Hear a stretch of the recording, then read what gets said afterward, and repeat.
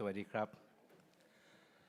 It's a little bit intimidating to tell the truth, to be speaking in such a high-power forum and quite a few heavyweight speakers. And I don't consider myself at all in the league of Mr. Ronnie Chan. Yeah. But I'd like to thank the organizers, the Hong Kong Foundation and the Hong Kong ASEAN Foundation for organizing this event. It gives me an opportunity to come back to Hong Kong. I served as Consul General here in Hong Kong long time ago, 2000 to 2002. And, I have many fond memories, of course, but of course, Hong Kong has changed. But in a very real sense, I think Hong Kong has not changed. Hong Kong still remains as vibrant, resilient, and as dynamic as ever, especially now with the lifting of all the restrictions. So I have, as someone who is familiar with Hong Kong, I have great confidence in Hong Kong. I also wanted to take this opportunity to pay a special tribute to my good friend, Kun Bernard Chan. If you try to think of anyone who has contributed so much to the relationship between Thailand and Hong Kong, I think that person is Kun Bernard Chan because of his family ties, as you all know, but also because of his efforts through the years. Now, this conference, I think, is important. It's timely because you don't hear the word collaboration so much these days. You don't hear the word connecting. You hear the word conflict and confrontation, and you hear the word decoupling so much, And I think really we're going down a very dangerous path, and somehow, we really have to pursue another path that leads to collaboration and reconnecting and enhancing our connection. What I wanted to do today is to share my thoughts, the perspective of someone from Thailand, from Southeast Asia, on the themes of this conference. On first, Hong Kong connecting the world. Second, the future. What is the future? The third, where are the new opportunities? And fourth, how do we collaborate for growth? I don't have any, magic formula, but I do have some ideas. On connecting the world, I think the role of Hong Kong is obvious, the role of being the gateway to China and the gateway to the world. And the strength of Hong Kong, I think we've all heard, a financial center, a hub for trade, aviation, logistics.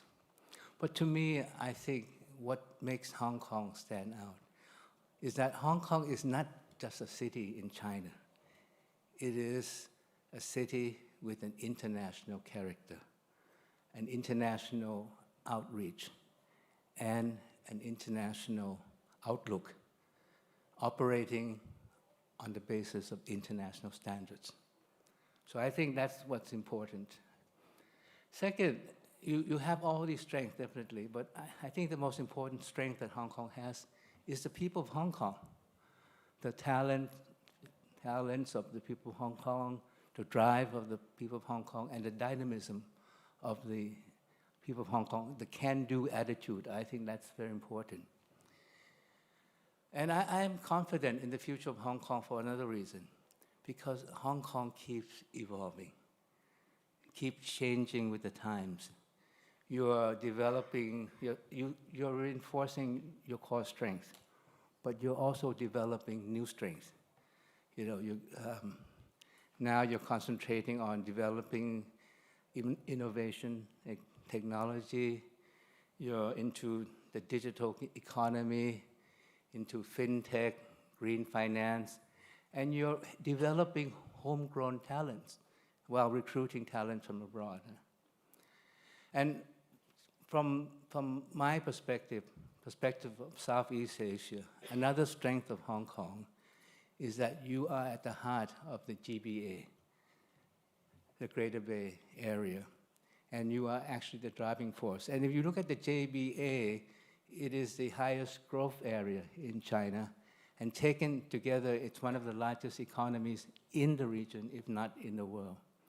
So I have great confidence in Hong Kong playing the role of the connector. But then what about the future? The future.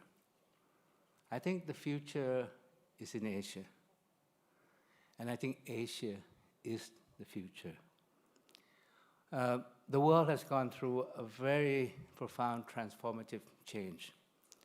That change is the shift in the global balance of power from the West to the East.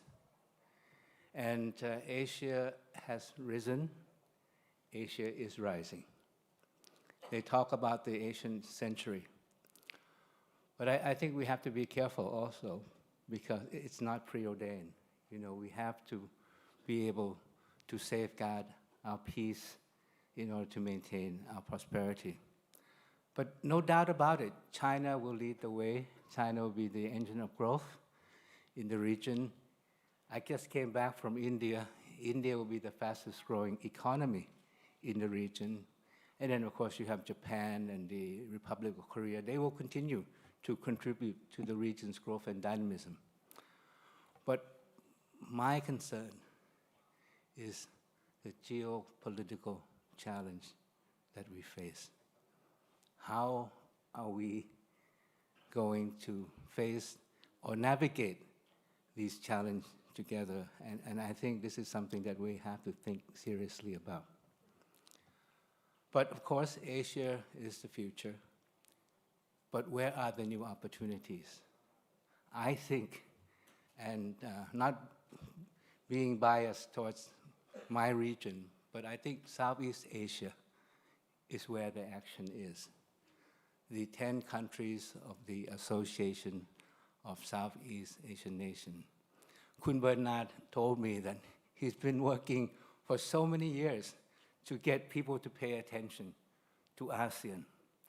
But I think that attention is being paid now.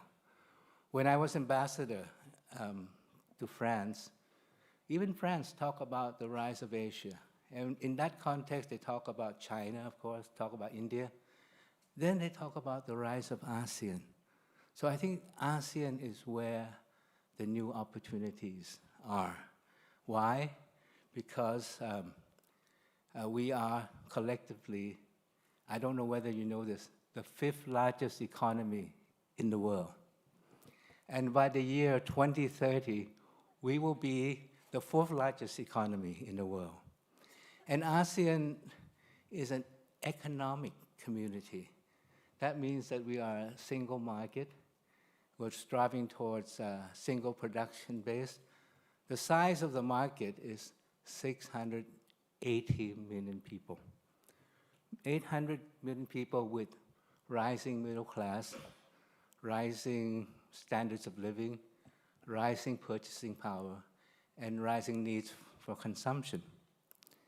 And our economies are not sitting still. We're in the process of restructuring, reforming.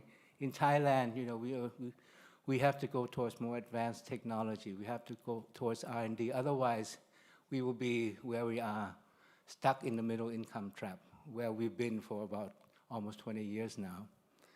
And so these developments, they represent investment opportunities, whether in industry, in finance, or infrastructure. Do you know how much infrastructure we need annually up to the year 2030? $1.7 trillion US. So this will have to come through investment. We have to mobilize financing, international financing. So I think this is a role that Hong Kong can play, and these are the new opportunities for Hong Kong. And I think the question here is, how do we collaborate to maintain growth?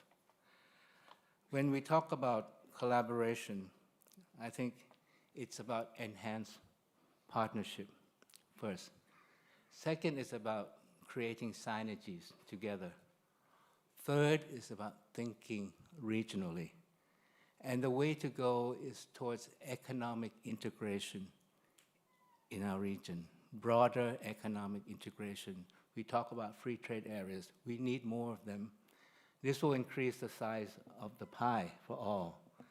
And a good example of economic integration, and that was mentioned in the opening remarks, is what we call the RCEP, the Regional Comprehensive Economic Partnership, comprising 15 countries. The 10 countries of ASEAN, plus China, Japan, the ROK, Australia, and New Zealand. India was very much involved in the negotiation, but decided to opt out at the end. And we hope India will be joining soon. But the RCEP represents 30% of the global GDP. So that's very important. And not only RCEP, we also have this high standard trade agreement, the CPTPP, the comprehensive, very long name, Comprehensive Progressive Trans-Pacific Partnership. And this comprised 11 countries on both sides of the Pacific Rim. And China is applying to join. I hope that can be completed soon. Even the UK is joining the bandwagon as well. So I think economic integration will create new opportunities for prosperity, for collaboration in the region. The point that I'd like to make, and this is a point that we think a lot about in Thailand, about growth. Growth. The saying that we have in Thailand is, leave no one behind. So growth for us is not just about growth rates. It shouldn't be. We have to think about the quality of growth. You know, whether it enhances the well-being of our people. We have to think about human security, human development along with growth. And so I think what we should strive towards is sustainable growth, growth that is equitable, growth that doesn't damage the environment, growth that leads to carbon neutrality, growth that achieves the so-called SDG. Because we have to, the goal is 2030. Right now, many countries are far behind from achieving the SDGs. I think the final issue that I'd like to comment on, and I think this is probably the overarching issue for all of us, is that we cannot collaborate for growth. We cannot create new opportunities if we don't have a peaceful and stable global and regional order. And these days, you know, the world is becoming more fragmented, more divided. And the talk is that, you know, the world is being divided between friends and foe. And I don't think this is the way that we should go. And how do we navigate these challenges?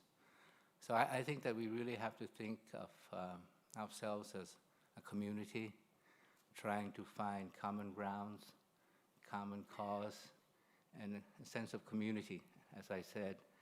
And I think if we can do that, what we need to do is, as in the theme of this conference, we need to connect, we need to shape a common future together, we need to find new opportunities for collaboration, and most of all, we have to think in terms of our common peace and prosperity. So thank you very much for having me here. Thank you.